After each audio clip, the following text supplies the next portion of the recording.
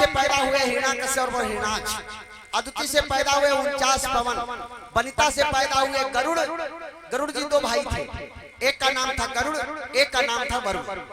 गरुड़ के कोई संतान नहीं, वरुण के दो बेटे हुए, एक का नाम था गीधराज और एक का नाम था संपाति।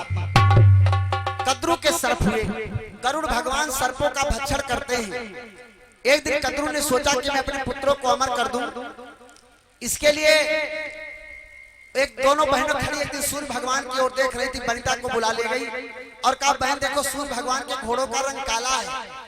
कद्दू वनिता कहने लगी बहन झूठ क्यों बोल रही हो? अरे सूर्य भगवान के घोड़ों रंग तो सफेद है। शर्त रख दी गई, कहा अगर काले हैं तो तुम हमारी दासी और अगर सफेद हैं तो हम तुम्हारी दासी। सर्पों को बुलाया, कहा बेटा तुम जाओ सूर्य भगवान के घोड़ों के चारों तरफ लिपट जाओ।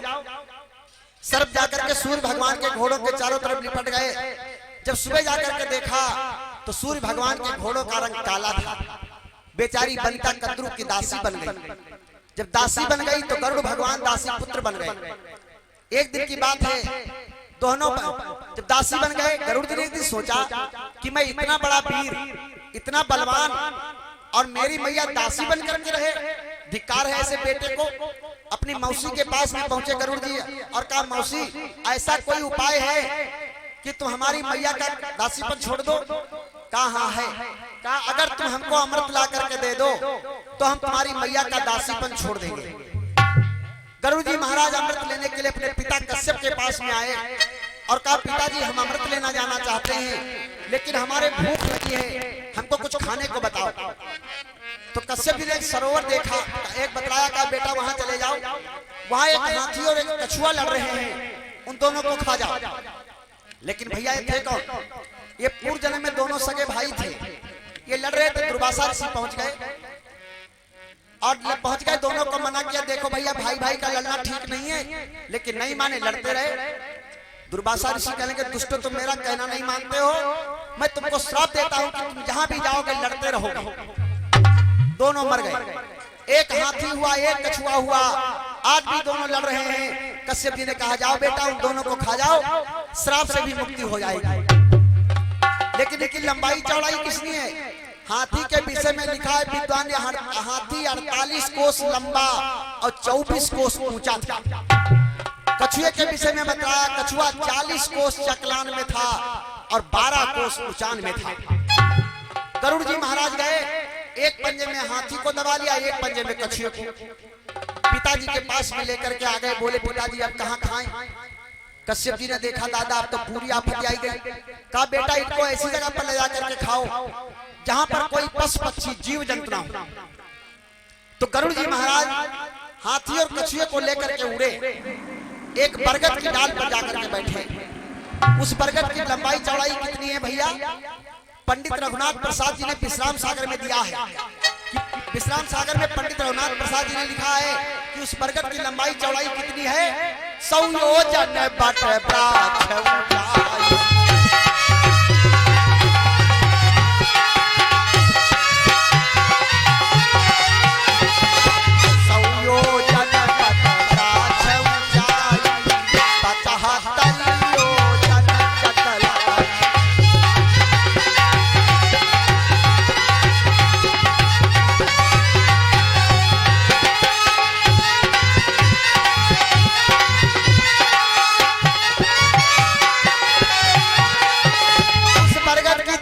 कोस ऊंचाई थी और 350 कोस चौड़ाई थी बरगद की। उस बरगद की डाल की उसमें एक डाल बहुत मोटी थी। गरुड़ जी ने उसी डाल का निशाना बना दिया। लेकिन भैया उस बरगद की डाल की विशेषता देखे, जा पर 60 साहस मुनि लटके।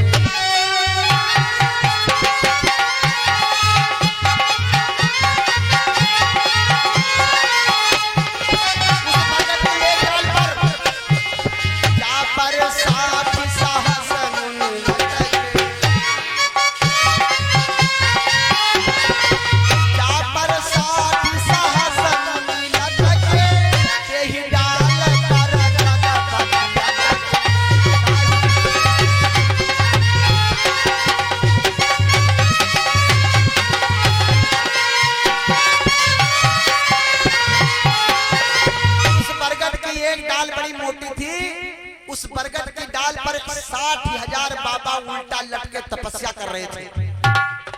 लेकिन ये थे कौन बाबा? एक कृति मुनि के लड़के थे, इनका नाम था बालखिल ऋषि। जा पर 60 सहस्र मुनि लटके और ते ही डाल पर खगपति अटके।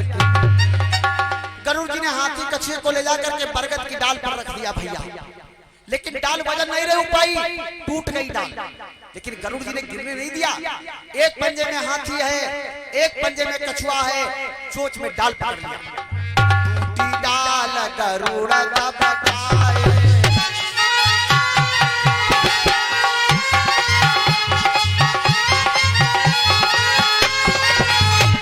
अरे टूटी डाल गरुड़ दबकाए, टूटी डाल गरुड़ दबकाए, झटपट भगत पिता धियाए।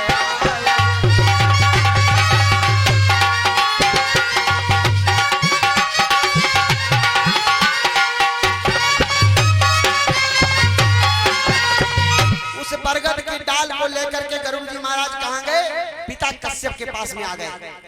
कहा बाबा पिताजी इनको आप कहाँ खाए? कश्यप जी ने कहा बेटा पहले तुम 60 बाजार बाबा लोगों को उतारो। पहले उन 60 बाजार बाबा लोगों को उतरवाया। कहा बेटा अब इनको ले जा करके समुद्र में बैठ करके खाओ। गरुड़ जी महाराज ने उस बरगद की डाल को समुद्र में रखा, उस पर बैठ करके हाथी और कछुए को खाया, जिससे वहां पर 3 ढेर तैयार हुए। 2 हड्डिन के ढेर अखंडा, 2 हड्डिन के ढेर अखंडा, एक डाल स्वय साख प्रचंडा।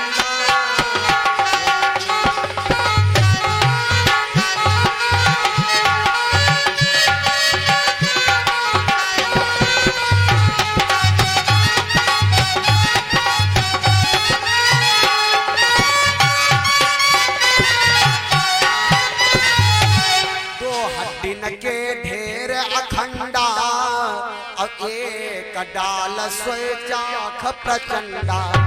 यही था वो त्रिकूट पहाड़ जिसके ऊपर लंका बसी थी। आज राजा दशरथ ने अयोध्या से ही, दशरथ ने गढ़ लंक के किए द्वार सब बंद। अयोध्या से बैठे बैठे राजा दशरथ ने गढ़ लंक के किए द्वार सब बंद। मंदोदरी के विनय पर फेर लिए स्वर द्वंद। क्योंकि मंदोदरी पतिव्रता नारी है, पतिव्रता नारी है। मंदोदरी ने लंका से राजा दशरथ की विनती की, महाराज आप अपने बाणों को वापस ले लीजिए, क्योंकि लंका में ये लंका पहले जब विष्णु ब्रह्मा जी ने बनाई, बंदो जब लंका का निर्माण किया, लंका का निर्माण हुआ, विश्वकर्मा ने कहा कि मैंने हड्डियों के ऊपर लंका का निर्माण किया है। इस लंका में पहले मालवान, माली और सुमाली रहते थे। इनका अत्याचार बढ़ा तो भगवान विष्णु ने तीनों को मार के भगा दिया। पहले भोले बाबा, क्योंकि रावण ने चुपके से दान में लंका ले ली थी। भगवान लंका को जलाया किसने? 5 लोगों ने। आप लोग सोचते होंगे मेन चीज है, लंका को जलाया था माता पार्वती जी ने। ये हनुमान जी कौन है? आइए, ये हनुमान लंका को जलाया 5 लोगों ने, और लंका को हनुमान जी ने नहीं जलाई, लंका हनुमान जी ने। क्योंकि जामवंत ने हनुमान को कहा था, हनुमान इतना करो तात तुम जाई, सीता देखी कहूं सुधिया।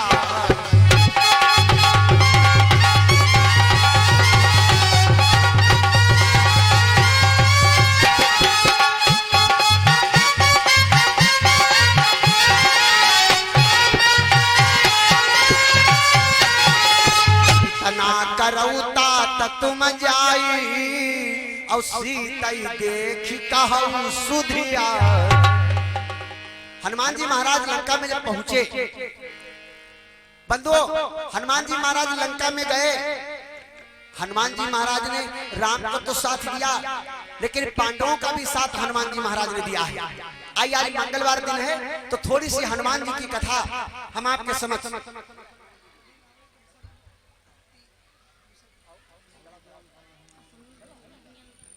प्रेम से बोलो। सच्चिदानंद भगवान की आज मंगलवार का दिन है तो हनुमान जी की थोड़ी सी कथा हम महाभारत से ले रहे हैं। हनुमान जी महाराज ने